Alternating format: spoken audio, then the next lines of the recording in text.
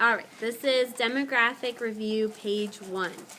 Okay, so let's start off by talking about characteristics of the Native Americans before the Europeans arrived in the New World. So how they lived, trade, how many tribes there were, all of that kind of stuff.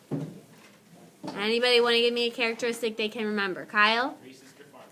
Okay, very good. Three-sister farming allowed for the very first high population densities, but keep in mind the high population densities at the time of European arrival were only down in Mexico and South America. Okay, we had no high population density tribes in North America at the time of the encounter.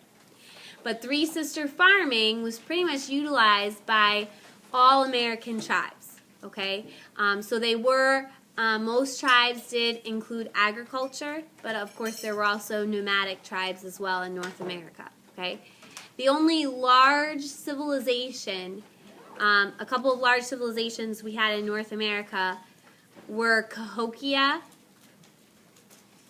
and Pueblo Bonito. But those were gone and extinct by the time the Europeans came over. Tara? And they believed that you could not overhunt, that they would always be supplied with. Very good. Yes, they had lots of spiritual beliefs. Their spiritual beliefs were closely tied to nature. And in North America, yeah, they did not believe they could overhunt, that the earth was always going to provide them more resources. Okay? Yes. The tribes are very independent. Okay, very good. There are, first of all, there's hundreds of tribes. They're very independent. They speak their own languages.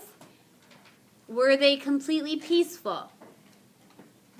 No. Tribes fought each other over land, territory.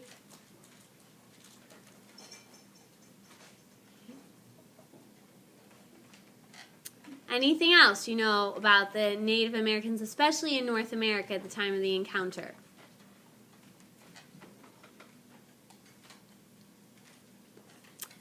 So they had agriculture. What else did they typically do? Irrigation. Okay, we know that these were advanced societies, that they had calendars, that they had irrigation systems. They also had complex trade networks. We know that tribes were trading up and down North and Central and South America. No currency. Yes, they did not have a currency. They lived in North America in mostly semi-permanent communities of about 200 people. And they were semi-permanent because they would move every 50 to 100 years after they had depleted the soil and kind of overhunted that area. They moved to a new area where they could find more animals and more fertile soil. Wait, didn't they think that was their land given to them by the gods? No, they had no concept of land ownership either in North America. Men and women, what were their traditional responsibilities in the tribe? Women did all the farming. Very good. Women did the farming, men did the hunting. They were matrilineal, okay, meaning that the husband took the wife's name. So women, it's not like they had, complete power or something like that, but because they had economic value to the tribe, they had a little bit more equality or a little bit more standing than Europeans. Okay, now let's get into why the explorers came over here and so forth. And before we get into the British motives, French and Spanish motives, I want to just cover some general reasons why all three of them came. Okay? There were new technologies that gave them the ability to explore. What were some of the new technologies that encouraged exploration?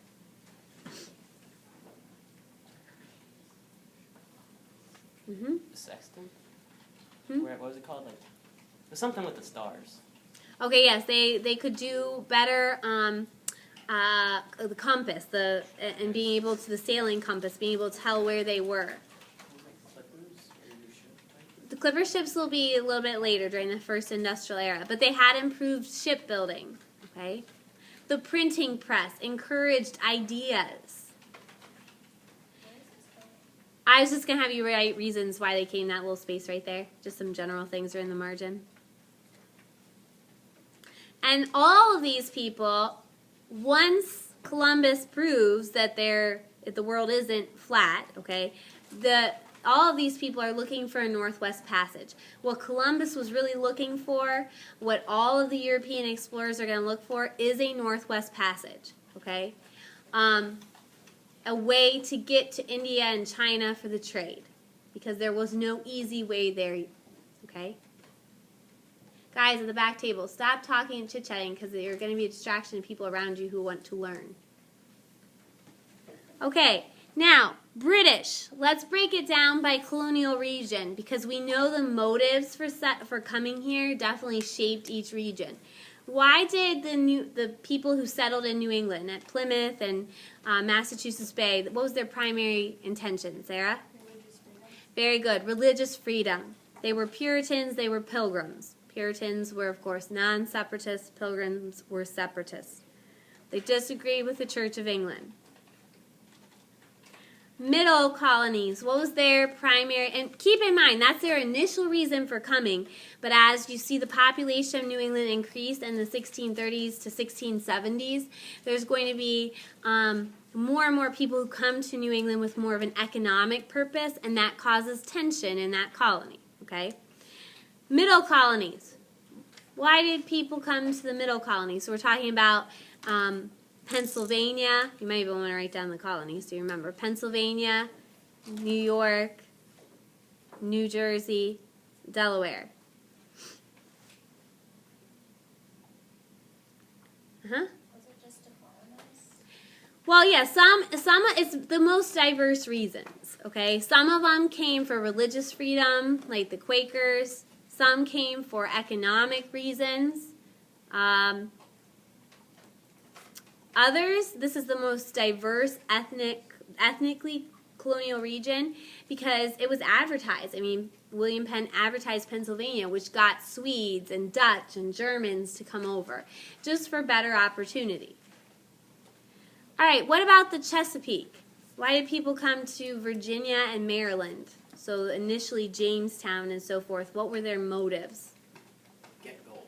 Very good. Yeah, they were coming here for economic reasons.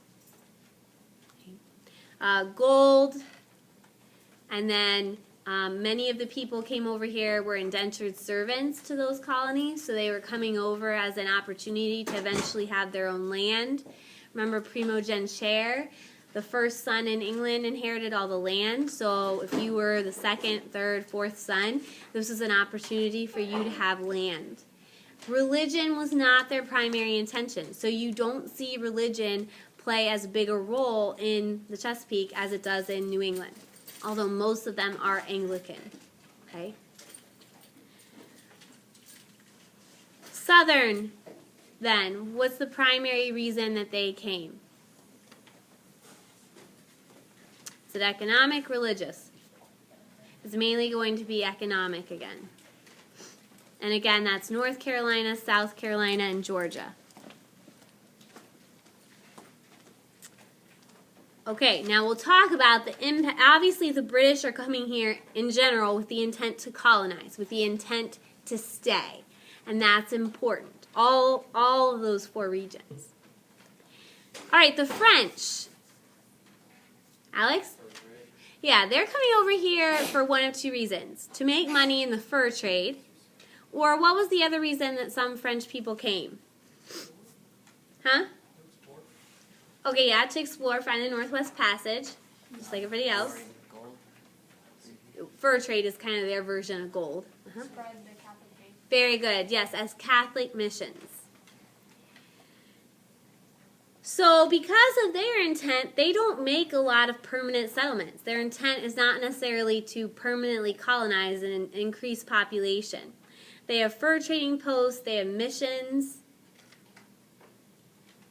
but not a lot of permanent settlements initially. All right, now the Spanish. What were their goals Okay, yeah, the 3 G's of the conquistadors. The conquistadors were the people who really came over here for the crown and settled. God, gold, and glory. Glory, God, and gold, whichever order you want to say it. God, glory, so that they're in good standing with the king and queen. God, to set up missions, mainly Catholic, or gold, to get rich for the king and queen. And again, you should probably know a few conquistador names that you could toss out there. Cortez, who conquered the Aztecs. Pizarro, who conquered the Incas.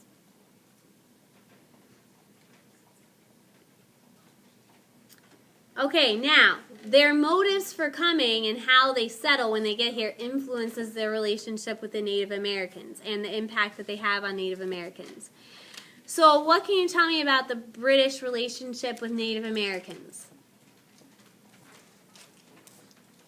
It was a love-hate relationship. Very much a love-hate relationship. You have the first Thanksgiving at Plymouth. You have the political marriage of John Rolfe and Pocahontas to settle the first Anglo-Powhatan War. But for the most part, it's going to be negative, even though it may start off in a friendly manner, because they are forming permanent settlements. And the more and more English people that come over, the more and more conflict there's going to be, mainly over land. And again, the concepts of Native Americans, that when they signed a treaty, they were actually giving away their rights to the land, was a little bit foreign to them. So that leads to even more conflict. Some examples of the conflicts between the English and the Native Americans would be the Anglo-Powhatan Wars, which were down in Jamestown. And then 1675 and 1676, you have King Philip's War in New England, which killed a lot of New England colonists as well as Native Americans against the Wampanoag tribe. And eventually, it's going to push the Native Americans to the west, but it also really slows the push of the colonists west because of it's so violent. Which of the colonial regions had the best relationship with the Native Americans? Well, of the English colonies. Huh? The middle colonies, probably the best relationship because William Penn treated them very fairly. The Quakers wanted to treat them fairly, but again, as more non-Quakers moved into Pennsylvania, there's going to be conflicts with the Native Americans. And the southern colonies, it's important to note, actually sold Native Americans into slavery down in the West Indies.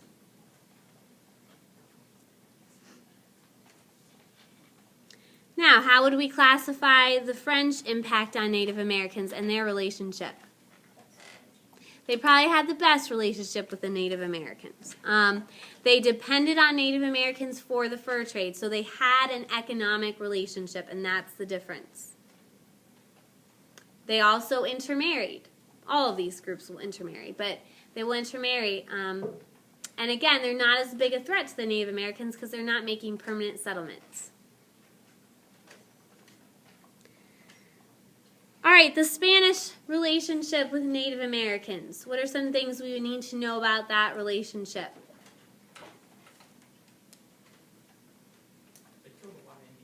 Yeah, they killed a lot of Native Americans. It's pretty violent, either through disease or fighting. They didn't kill them. What else did they do to them?